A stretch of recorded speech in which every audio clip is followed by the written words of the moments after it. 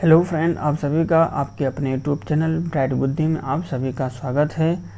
तो हम एक नई क्लास में आज हम पढ़ेंगे ये SCERT बिहार बोर्ड के भूगोल की बुक की हम एनालिसिस करा रहे हैं, जिसमें से आज हम अध्याय 1 ख के विषय में पढ़ेंगे, जिसमें वन एवं वन प्रणाली संसाधन है। वन एवं वन प्राणी संसाधन। इससे पहले हमने भूमि, मृदा और मृदा संरक्षण के विषयों के बारे में जाना था। अगर आप नहीं देखे हैं तो पिछला वीडियो जा करके SCERT Bihar board class 8th भूगोल की प्लेलिस्ट देख सकते हैं। वीडियो अच्छा लगे तो लाइक, कमेंट, शेयर जरूर कीजिए अपने हित मित्र दोस्तों के साथ। तो चलिए शुरू करते हैं। वन एवं वन प्राणी संसाधन। इस बार की छुट्टी में जब फौजी चाचा घर आए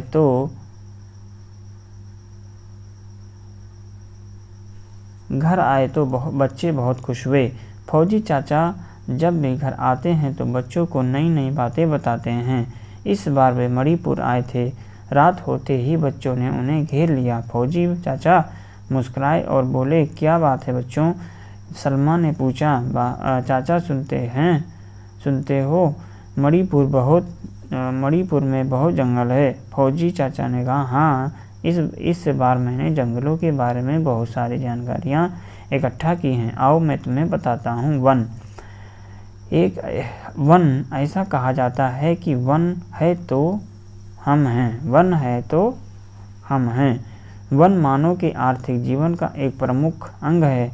विश्व में ऐसे कई क्षेत्र हैं जहाँ सघन वन पाए जाते हैं।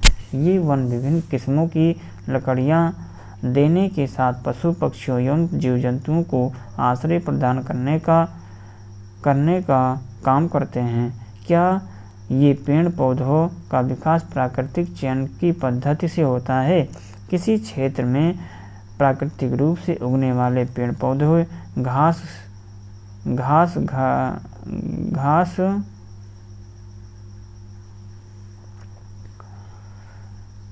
झाड़ियाँ इत्यादि को सम्मिलित रूप से प्राकृतिक वनस्पति कहा जाता है। क्षेत्रीय आधार पर जब किसी बड़े क्षेत्र पर प्राकृतिक रूप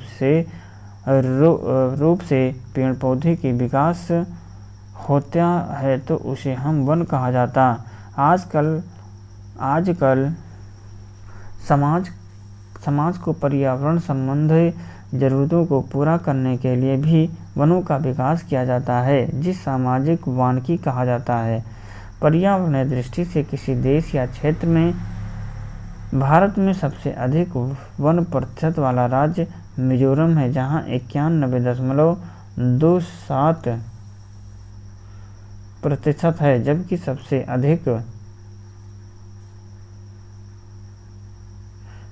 अधिक वन क्षेत्र वाला राज्य मध्य प्रदेश है, जहाँ 77.7 वर्ग किलोमीटर है। भारत में सबसे अधिक वन प्रतिशत वाला राज्य जो है ये मिजोरम और सबसे अधिक वन क्षेत्र वाला राज्य मध्य प्रदेश। कम से कम 33% भूभाग पर वन का विस्तार होना चाहिए। महेश बोला। फौजी चाचा, वनों में अलग अलग किस प्रकार के पौधे पाए जाते हैं? फौजी चाचा, हाँ, विश्व में लगभग 10 लाख प्रकार की प्रजातियां या वनस्पतियां पाई जाती हैं। वन के महत्वपूर्ण संसाधन हैं, जिससे कई प्रत्यक्ष एवं अप्रत्यक्ष लाभ हैं। इसीलिए पृथ्वी के विषुवतीय प्रदेशों में पाए जाने वाले घने वनों के पृथ्वी को फेफड़ा कहा जाता है, क्योंकि यहाँ भारी मात्रा में कार्बन डाइऑक्साइड का अवशोषण एवं ऑक्सीजन का उत्सर्जन होता है। क्या आप जानते हैं हिमालय नामक पौधों से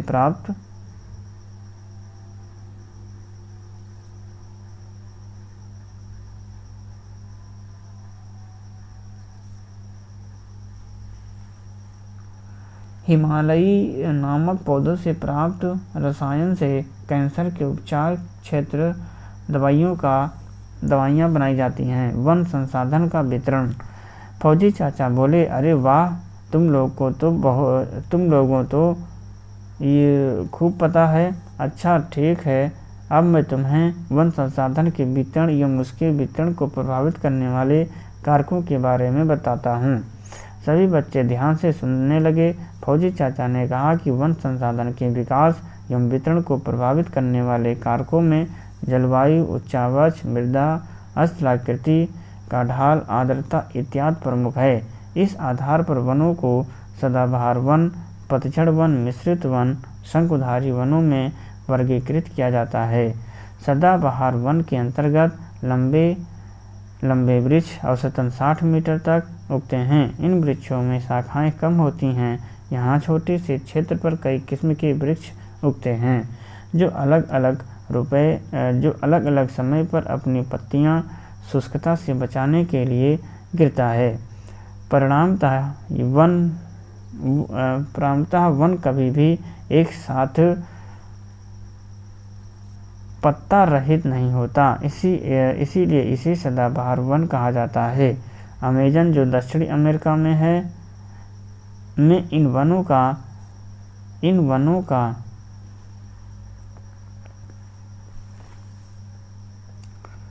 सेल्वा कहा जाता है। भारत में ऐसे वन पश्चिमी घाट के पश्चिम, अंडमान निकोबार द्वीप समूह एवं उत्तर पूर्वी राज्यों में पाया जाता है, जहाँ सिनकोना, रबर, महोगनी, एवोना, ताड़, नारियल, आयरव्यूह, बरगद इत्यादि के वृक्ष मिलते हैं।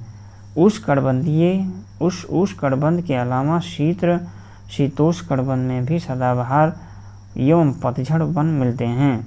उष्णकटिबंधीय पतझड़ पर 100 से 200 सेंटीमीटर वर्षा वाले क्षेत्रों में पाया जाता है और ग्रीष्म ऋतु के पहले शुष्कता से बचने के लिए इस वन के वृक्ष अपने पत्ते गिरा देते हैं, जिससे कि सारा वन एक साथ पत्ता रहित हो जाता है। इस कारण इसे पतझड़ वन कहा जाता है। इस प्रकार के वन पश्चिमी घाट के पूर्वी ढाल एवं बिहार, उत्तर प्रदेश, झारखंड, उड़ीसा, मध्य प्रदेश, कर्नाटक, छत्तीसगढ़ जैसे राज्यों में मिलते हैं।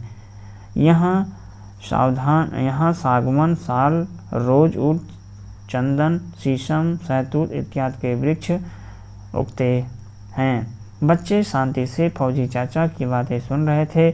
चाचा ने अब आगे कहा, शंकुधारी वन भारत में हिमालय पर्वत एवं दक्षिण भारत के पर्वतों के अधिक ऊंचाई वाले भागों में मिलते हैं। ऊंचाई में वृद्धि के साथ ही इन वनों की प्रकृति में अंतर देखा जाता है। निचले इलाकों में पतझड़ वन, इसके ऊपर उपोष्ण सदाबहार वन एवं ऊपर अल्पग वन का वनस्पतियां मिलती हैं। ज्वारीय वन का विकास देश के डेल्टा प्रदेश में हुआ। पूर्वी तटीय भाग में ऐसे वन मिलते हैं। यहाँ सुंदरी जैसे मैग्रोव दलदली वृक्ष का प्रधानता मिश्रित वन शीतोष्णकटिबंध के पूर्वी तटीय भाग में पाया जाता है। वनों की उपयोगिता। फौजी चाचा ने कहा कि प्राचीन काल से लेकर वर्तमान युग तक उनके उपयोग में परिवर्तन आया है। प्रारंभ में वनों का उपयोग मानव द्वारा जंगली जानवरों से रक्षा तथा विषम जलवायु से बचने के लिए किया जाता था। धीरे धीरे मानव वनों पर आश्रित रहने लगा। वो वनों से प्राप्त लकड़ियाँ की सहायता से घर बनाने लगा, लकड़ियों का उपयोग भी करने लगा। फौजी चाचा बोलते बोलते रुक गए और पूछे, तुम लोग भी सोचकर बताओ कि लकड़ियों के क्या क्या उपयोग होते हैं। रोहित बोल पड़ा, वन का उपयोग भोजन के स्रोत के रूप में, वस्त्र निर्माण के लिए व कच्चे नाल की प्राप्ति के रूप में, लकड़ी प्राप्ति के स्रोत के रूप में करते हैं। सोनाली बोली, वन का उपयोग कागज, लुगदी, दियासलाई, रबर उद्योग के लिए कच्चा माल है। रेल, डिब्बों, बस, नाव, जहाज इत्यादि बनाने के लिए लकड़ियों का प्रयोग किया जाता है। सीमा ने कहा कि जनजातीय वर्ग के लोगों की आश्रय स्थली का कार्य करता है। भूस्खलन एवं मृदा अपरदन रोकने के लिए भी यह उपयोगी है। साथ ही साथ वन जलवायु की शुष्कता को रोकने का कार्य करता है। महत्वपूर्ण जड़ी बूटियों एवं औषधि पौधे भी वन से ही प्राप्त होते हैं। जलावन की लकड़ी, औषधि एवं कई उद्योगों के लिए कच्चा माल मिल जाता है, परंतु पिछली 2 शताब्दियों में बढ़ती जनसंख्या की ज़रूरतों को पूरा करने के लिए वनों को बड़े पैमाने पर काटा गया, अतः इन वन क्षेत्र घटते जा रहे हैं। इसीलिए वन का संरक्षण आना जरूरी है। फौजी चाचा ने आगे बताया कि वन और जीवों के बीच गहरा संबंध होता है। यहाँ कई जीव जंतु अपना भोजन व्यतीत करते हैं, जिनमें मांसाहारी जीव जैसे शेर, बाघ इत्यादि, शाकाहारी जीव जैसे कि हिरण, हाथी आदि, उभयचर जीव जैसे मेढक, कछुआ, सरीसृप जीव जैसे कि सांप, छिपकली, जोंक, केचुआ इत्यादि पाए जाते हैं। इन जीव के अलावा कई प्रकार के पक्षी भी मिलते हैं। इन्हीं जीवों में से जो बाघ की भारत का राष्ट्रीय पशु तथा मोर को राष्ट्रीय पक्षी एवं हाथी को विरासत पशु घोषित किया गया है। लेकिन हम नियमित रूप से पेड़ों को काटते जा रहे हैं तथा जानवरों के शिकार कर रहे हैं। फलतः उनकी मात्रा एवं वनस्पतियों की संख्या घटती जा रही है। महेश ने कहा, तब तो हम इनकी सुरक्षा पर ध्यान देना आवश्यक है। फौजी चाचा बोले, निश्चित रूप से सरकार के द्वारा वन एवं वन्यजीव के संरक्षण के लिए राष्ट्रीय तथा अंतर्राष्ट्रीय स्तर पर कई कानून किए जा रहे हैं। सर्वप्रथम 1970 में botanical survey of India Calcutta तथा अनुसंधान संस्थान देहरादून द्वारा संकट में घिरे पादप प्रजातियों की एक सूची तैयार की गई, जिसे रेड डाटा बुक का नाम दिया गया। अंतर्राष्ट्रीय स्तर पर विश्व पर्यावरण संरक्षण संघ इस दिशा में अनेक कार्यक्रम चला रहा है। वन प्रणालियों के संरक्षण के लिए राष्ट्रीय उद्यान, अभयारण्य एवं जैवमंडल को विकसित किए गए हैं। इस समय देश में 85 राष्ट्रीय उद्यान, 448 अभयारण्य और 16 जैवमंडल सुरक्षित क्षेत्र है।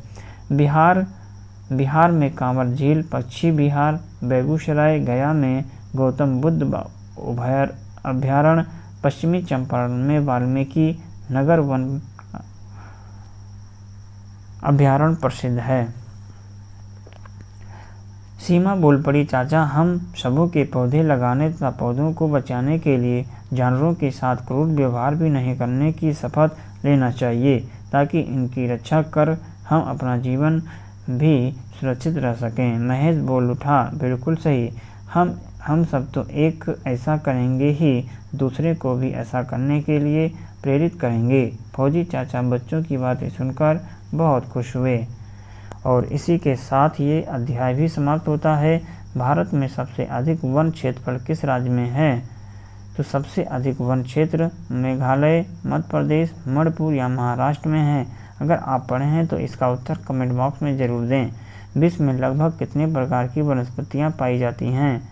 तो विश्व में लगभग, और बिहार, उत्तर प्रदेश, झारखंड में किस प्रकार के वन पाए जाते हैं और इनमें कौन उभयचर जीव है? तो उभयचर जीव कछुआ, केचुआ, कौवा।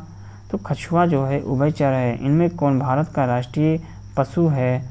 तो पशु बाघ है। रेड डाटा बुक क्या होता है? विलुप्त हो रहे प्रजातियों की सूची तैयार करना, ये रेड डाटा बुक है। देश में राष्ट्रीय उद्यानों की संख्या कितनी है? तो 85 है।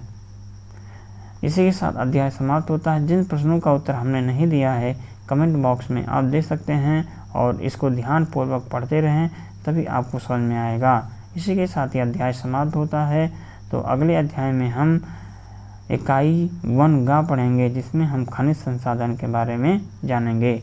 तो आज के लिए बस इतना ही। शेष हम मिलेंगे एक नए अध्याय में। तब तक आप पढ़ते रहें, मस्त रहें। नमस्कार।